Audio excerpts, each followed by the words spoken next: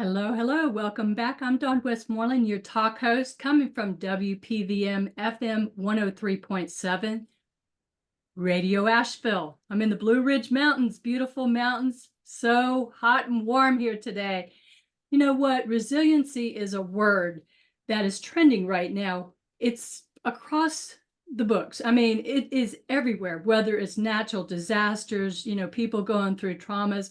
Let me tell you, this has been the week of hell for me. And I was talking to our guest, Diane DiResta, about it before the show. It's like everything just happened and poured out. My mother's lift chair or lift, to put her motorized scooter on, it stopped working. I got stranded. My right front bumper came off. I hit a big boulder in my yard. I'm in the mountains in Asheville, North Carolina, on top of a hill, and I'm going down my own driveway, and I hit a boulder just right and popped out my bumper. $2,000 later. My cell phone is stolen. I find all these charges, to Uber and other places that I never even It's just these things can happen. They can happen all at once. And I got a flat tire all in a week. But you know what? We have a choice. We do. We can either choose to be empowered or disempowered. And I choose empowerment. Today's guest, Diane DiResta. Diane, you're in New York City, right? Yes. Yeah, with a bunch of other amazing people I know.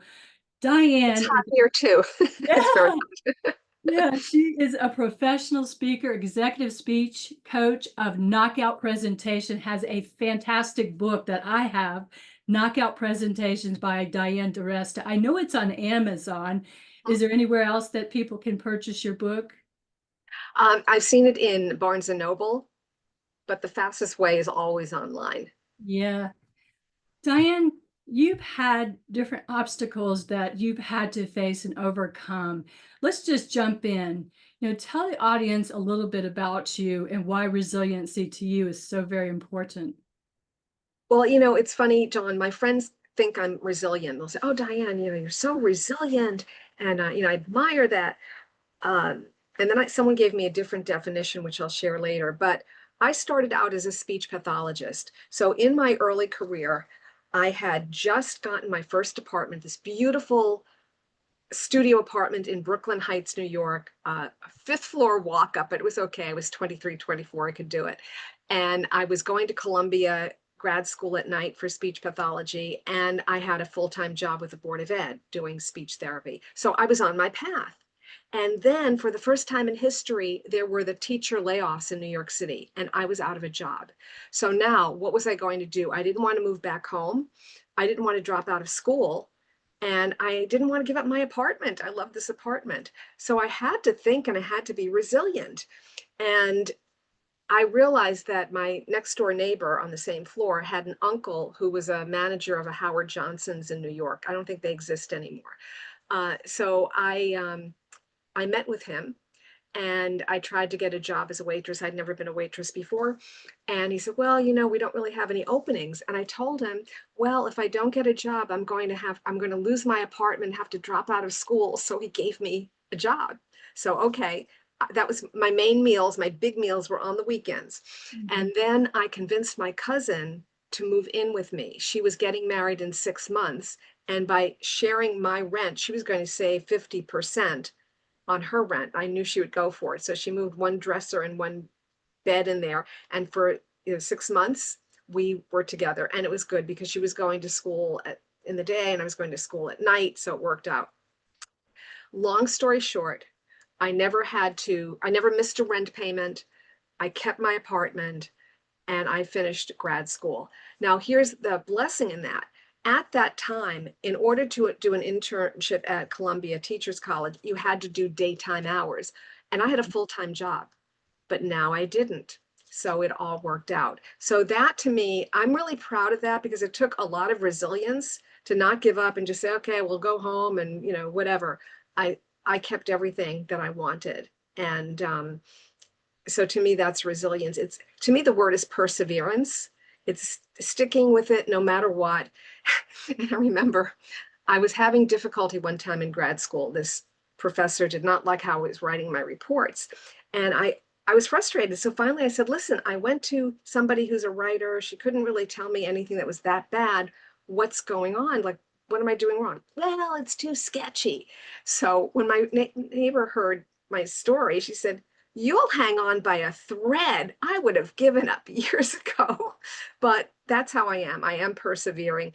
But I also learned an important lesson, Dawn. There's a difference between perseverance and knowing when to let go. They're two different things. And so when you consciously let go of something, that doesn't mean you gave up or you failed. It means that you made a choice. So that's something that we need to be clear about, that I've learned as far as resilience goes. Resilience is when you're not going to let it get you down, like your situation. You're moving forward and you're taking care of business. You're not going to give up and say, well, I'm not going to use a cell phone anymore, right? You're doing what you have to do. So that's one of the things that I've realized about resilience. Another thing, as we were talking, there's an aspect of resilience in public speaking, because as you know, I'm a professional speaker, but I also coach people, and I'm an executive speech coach in addition to an author. And you know, it's the number one fear. And so for some people, they bail, they avoid it, they don't want to do anything. And other people stick with it and they maintain that kind of resilience, because you're going to have times when you bomb. I know I have, and it doesn't feel good. But I've watched actors and entertainers, and it's interesting to watch what they do. And one of the things I work on with my clients is recovery strategies, because that's part of your resilience. Easier to be resilient when you have a plan or a technique, as opposed to, what do I do now? So I was watching at this was at the Ryman Theater, so that's Nashville, and your territory, close to your Not too territory. far. Not Yeah, too about far. 4 hours. Yeah. And there were these two men who were playing the Everly Brothers, who were these brother duets. Anyway, at one point he hits a bad note, his voice cracks. And you know what that's like. You're in the audience and you're clinging to your chair thinking, oh my God, what's he going to do? I feel so bad for him. And he finished his number. He paused. He looked out at the audience and said, I want to thank the audience for seeing me through puberty.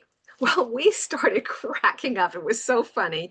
And you had so much respect for him, Yeah. more so than the whole performance, because that takes a lot of resilience, a lot of talent, a lot of creativity, a lot of poise. So I'm telling this story to emphasize that we're all going to have times when we bomb, when things are not going well, but it's about picking yourself up and getting out there again. And that to me is what resilience is. Mm. Now you have coached people with speaking, and I know how important that is because I'm working with somebody myself for coaching. Can you share a story of somebody having a hard time and they just persevered and they found resiliency and then they were able to succeed? I think with most people, if they stay in the game, they're able to do it. I had one woman who, she was always number three. Her boss was number one, her colleague was number two, and she was always rated number three in her presentations internally. It was a Mm. company. And so we bumped her up to number two. Now, that could have been the end of the coaching, but I saw that she wasn't very visible. She wasn't speaking up. Mm. People didn't know what she was contributing. So I said, let's get to work. So we worked with her internal people, and I said, she needs to go out and do speaking engagements. She needs to be getting publicity. So she did. She ended up on the cover of her industry magazine. She started going out and speaking to women's groups externally. Then she made a name for herself in the company by doing webcasts, by Mm. being offered opportunities to talk, let's say, to the sales group, and she would do that. So she really became very resilient from somebody who was mediocre and needed to bump her skills up a bit to someone who was very good at what she was doing. So that's one example. Um, I can give another example. This was a woman who was a rock star.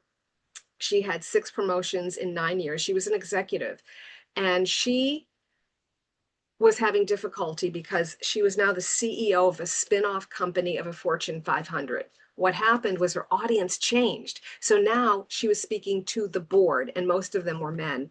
and her style was not working. And her boss came to me and said, it's not working.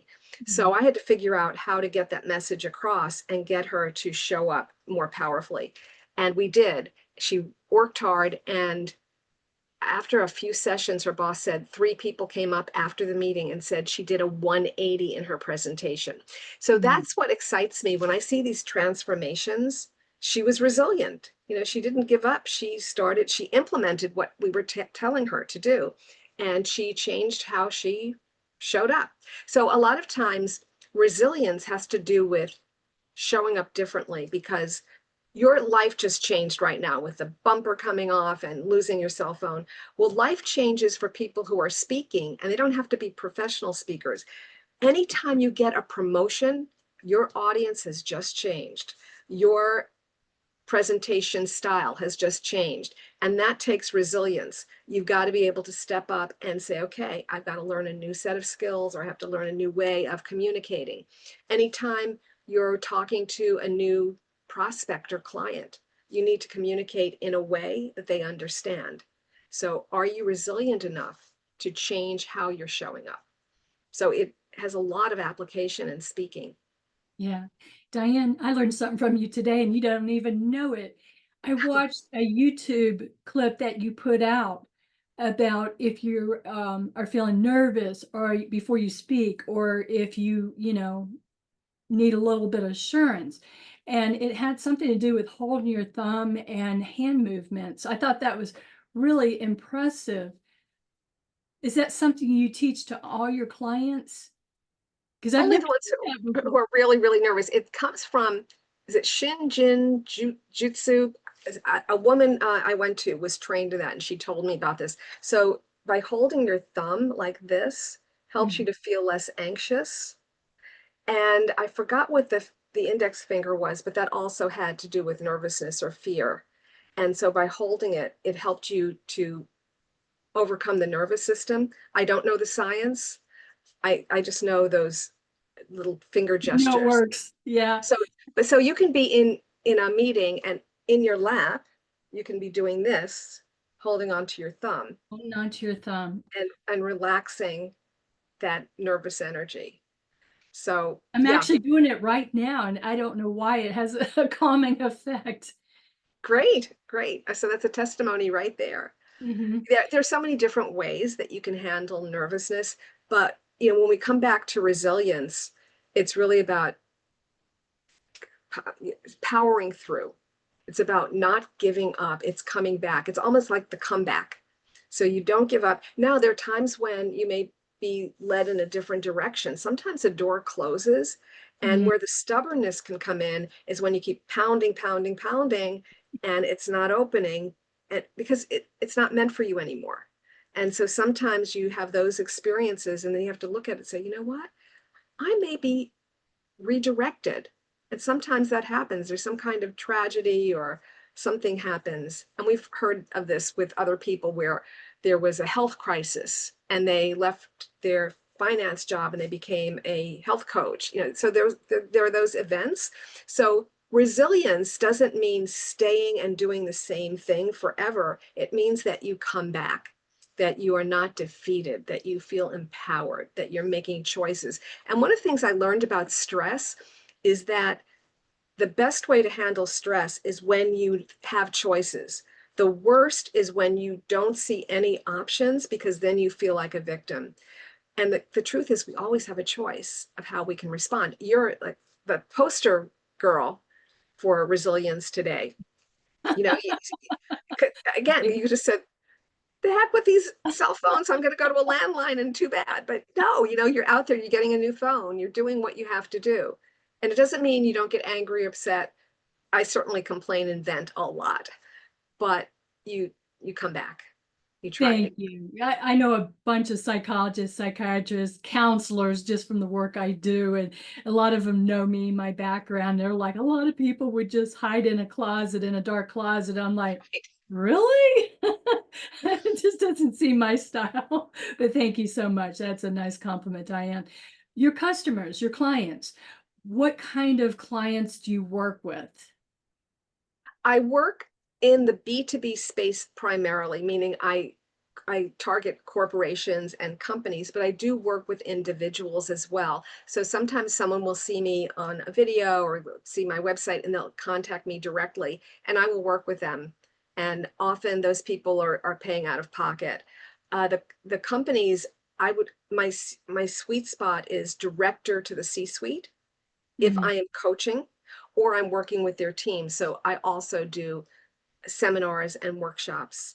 I also facilitate meetings. So there are a lot of different things in working with teams.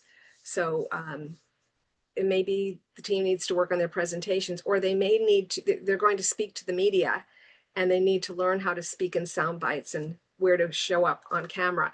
And since 2020, when we all went virtual, I now make I make a distinction between stage presence and screen presence because they're different. And during 2020, I was doing a number of virtual presentations, helping people show up powerfully on screen. In fact, I had one client who said to me, Diane, true confession, the company came in, we hired a company to show us how to use Teams. And Mhm. I don't like how my team is showing up. They're slouching, they look sloppy. Can you do anything? So I said, yes, I created a workshop for them. I think it was a 2-hour workshop. And we worked on how do you show up on the screen? How do you center yourself? What about your background? All of that is a communication. And it's really important that people know who their audience is, know their message, and know who they are as well, and that they're giving a cohesive message. And one of the things I've noticed about leaders is one thing they all have in common is that their words, their voice, and their body language are all aligned. They're giving the same message. And so what happens is when one of those goes out of sync, now the audience gets confused because Sure. you're giving a double message. So the goal is to align them. Now, let's talk about resilience. Sometimes something happens. You know, you drop coffee behind your desk or whatever. Incorporate it. And I've done that. I was training one time and there was a desk behind me and I had my coffee and I went to lean on the desk and I spilled the coffee. You just, and I think I said something like, oh, I just demonstrated that to show you how to recover. And they said, yeah, sure, Diane. But, those are the things you do. I mean, I've knocked off over flip charts. I had one woman one time, and this is why recovery strategies are so important to your resilience. A woman said to me that she was really nervous. I said, all right, what's your worst nightmare? Well, what if I go to the front of the room and I trip over the wire? And I said, okay, let's assume you did that. What could you do? And this is where people fall short. They don't know what they would do. So I said, how about saying something like, I want you to know I've been practicing that entrance all week. Or never let it be said that I don't know how to make an entrance. So you just laughed. And that's what happens. You don't have to be funny, but it's breaking the tension. Because just like that man hitting a bad note, the audience has tension at that moment.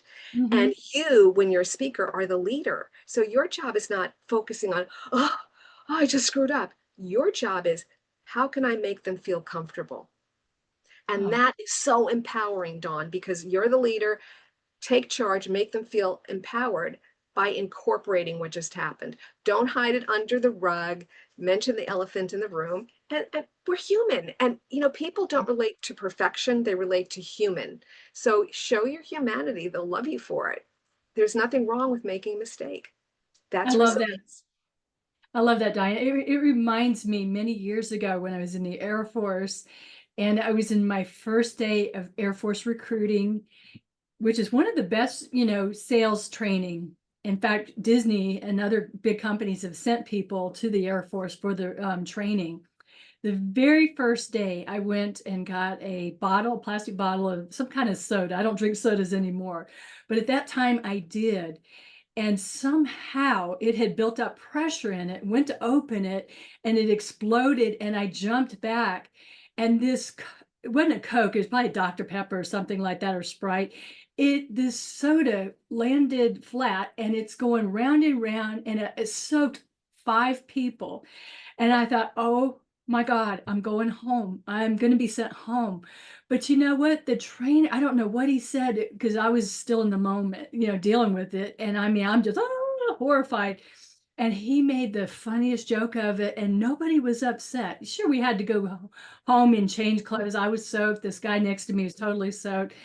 But what a way to start out, training, because it got us all laughing. And even though I was mortified, it was like an icebreaker. I was just going to say, I would say that's our icebreaker, folks. But yeah, I mean, if you start out like that, you're not going to be afraid again. The worst happened. So Yeah. take it and use it. But that's a great story. That's I've such a got, great I've story. got a lot of great stories, but anyway, when people come to you and they're working with you, what are some of the issues that they struggle with where they're trying to find more resiliency in communicating, in speaking, getting out there? Well, the number one reason that people come to me is confidence. We all Mhm. know it's the number one fear. Number two is clarity. They don't know how to put their message together, or they don't know how to say it in a way that's concise and to the point. And, as far as resilience goes, it's being able to get out there and do it and not avoid it. And that takes a lot of practice, takes a lot of encouragement. Mhm. But yeah, I would say confidence is number one, clarity is number two. And then in terms of communication, the hardest thing is difficult conversations, or Yeah. things happen. This is especially true for women in meetings. They get interrupted, or they get talked over, or they just don't know how to jump into a conversation because nobody's going to invite you. They're talking over each other. So Mhm. what I do is I actually give them concrete tools. I give them bridge statements. And so they learn what they can say to jump in.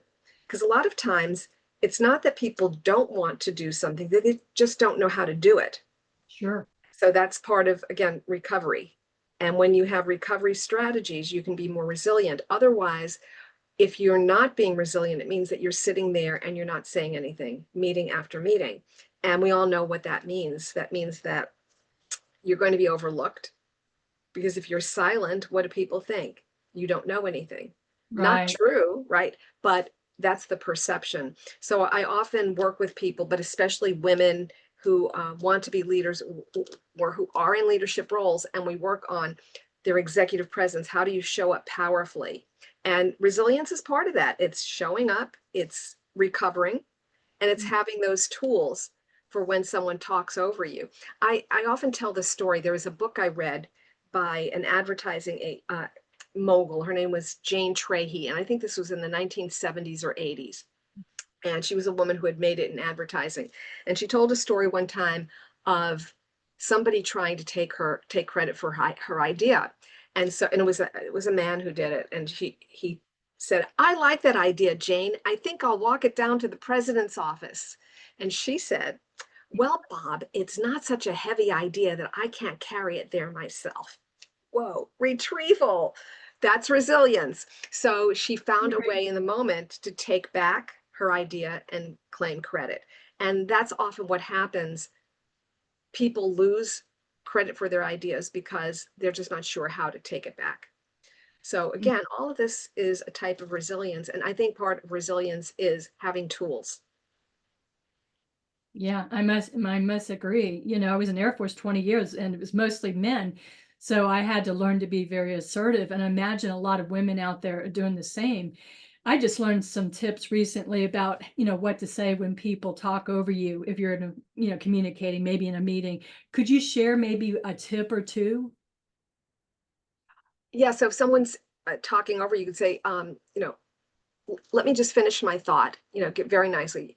Or, oh, Dawn, I wasn't finished. Let me continue. Or if somebody's really obnoxious, take them aside and tell them, listen, every time you interrupt me, I lose my thought, blah, blah, blah. And I really would appreciate if you could give me the time to whatever, just have a conversation offline. Sometimes people don't realize that they're doing that. There are a number of bloviators in the world, who love to hog the stage, and they don't realize that nobody else is getting a chance. But where this is where a skilled facilitator comes in. It is the role of whoever is running that meeting to make sure all voices are heard. And so what you can do is say, all right, let's hear from someone else other than Dawn this time. So you can say it in a joking way. Yeah. Or I know that sometimes, let's say you're doing a workshop and somebody is a dominator, the dominating personality, and nobody's getting a chance to say anything.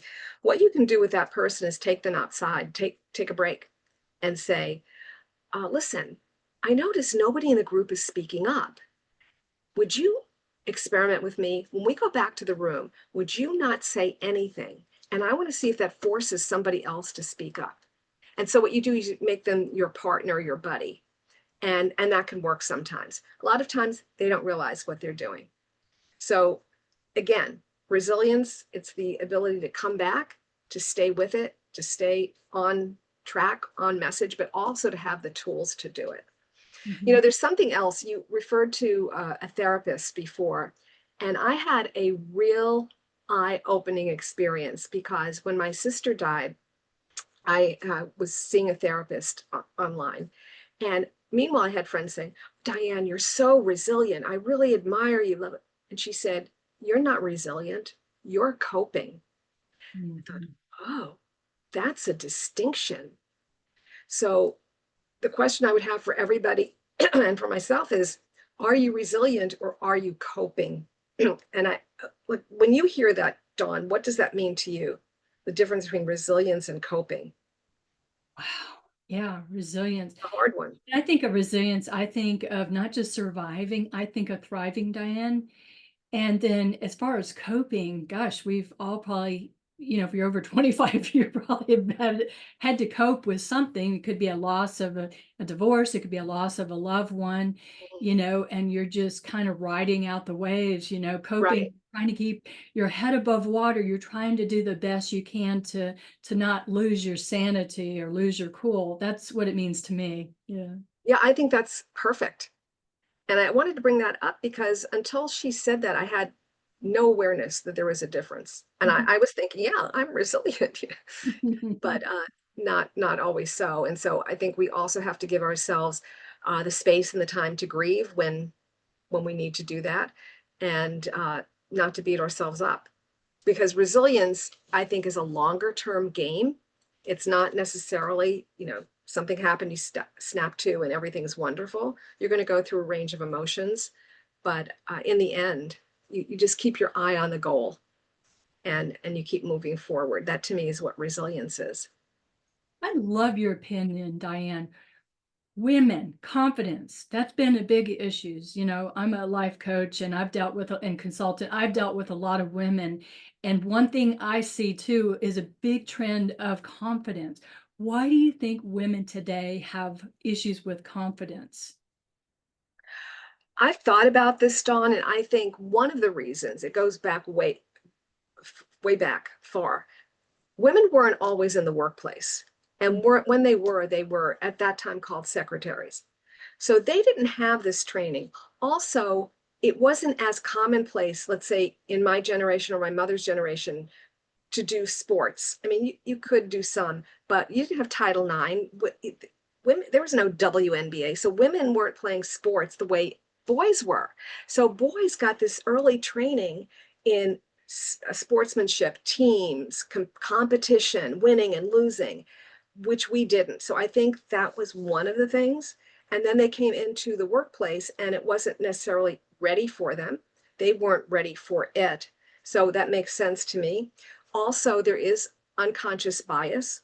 I remember I went to a conference, and I'll never forget what this conference speaker said. Her name was Kim Campbell. She was the former Prime Minister of Canada. And this was the year 2000. So we weren't hearing the term unconscious bias. But what she said was there was a study done, I believe it was by the military, wouldn't swear to it. And she said that on a deep unconscious level, both men and women believe women are inferior. And my jaw dropped. Wow. That was the beginnings of unconscious bias, but I didn't know it at the time because we didn't have that term. So I think there's that piece that's a little bit It's much better, 100% better. But I think there's that element. So women haven't been trained to stand up and play sports and be assertive and get in there. Not all, but many women have not been trained to do that. We were given different messages. I have a talk that I do called uh, get to the point, communicate more by saying less. And I talk about my military father, and he had certain mantras that I heard my whole life. Children should be seen and not heard. Speak when spoken to. You may relate to that or not.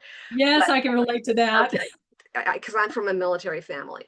So you know, when you hear that growing up, that gets into your fabric, you know, into your unconscious. And so we act out some of these. So I will ask people, what were some of the messages you heard? Let's have awareness, and now let's reframe them and challenge them differently. And then the other part of the confidence in women is the skill level. Now there's much more training for women, much more coaching for women on how to show up.